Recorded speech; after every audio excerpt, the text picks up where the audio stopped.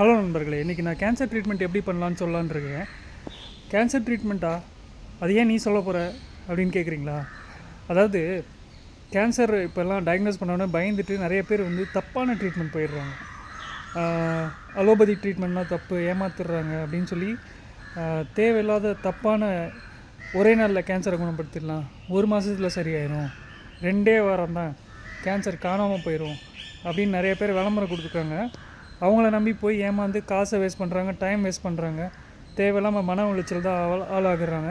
அப்புறம் அந்த கேன்சர் முத்துனதுக்கப்புறம் திருப்பியும் இங்கிலீஷ் ட்ரீட்மெண்ட் போகிறாங்க, அவங்களெல்லாம் காப்பாற்ற முடியாத நிலைமைக்கு போயிடுறாங்க. ஸோ இதெல்லாம் அவாய்ட் பண்ணணுன்னா பெஸ்ட்டு என்ன பண்ணணுன்னா, கேன்சரை ப்ராப்பராக டயக்னோஸ் பண்ணணும். இங்கிலீஷ் ட்ரீட்மெண்ட்டில் அலோபதியில் என்ன சொல்கிறாங்களோ எல்லாம் கேட்டுட்டு அந்த ட்ரீட்மெண்ட்டே போயிடணும். ப்ளஸ் அது இல்லாமல் சித்தாவோ ஆயுர்வேதோ யுனானி அப்புறம் அக்குபஞ்சர் இந்த மாதிரி அடிஷ்னலாக ட்ரீட்மெண்ட் தான் பார்க்கணுமே தவிர ஃபுல்லாக முழுசாக அதையே நம்பி போயிடக்கூடாது. ஸ்டேஜ் 1 ஸ்டேஜ் 2னா கூட நிறைய பேர் அதுலேருந்து தப்பிச்சிடலாம். பட் ஒன்ஸ் ஸ்டேஜ் கூடிருச்சுன்னா இந்த மாதிரி அடிஷ்னல் ட்ரீட்மெண்ட்ஸ்னால் ஃபுல்லாக க்யூர் தர முடியாது.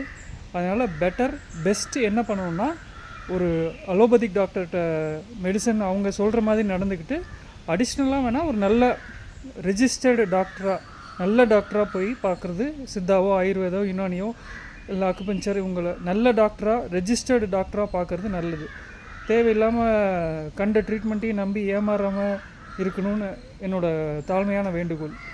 இது என்னோடய சொந்த அனுபவத்திலேருந்து சொல்கிறேன். ஸோ நீங்கள் ப்ராப்பரான ட்ரீட்மெண்ட் எடுக்கணும், உங்களை இந்த நோயிலேருந்து பாதுகாக்கணுன்றது என்னோடய விருப்பம். நன்றி.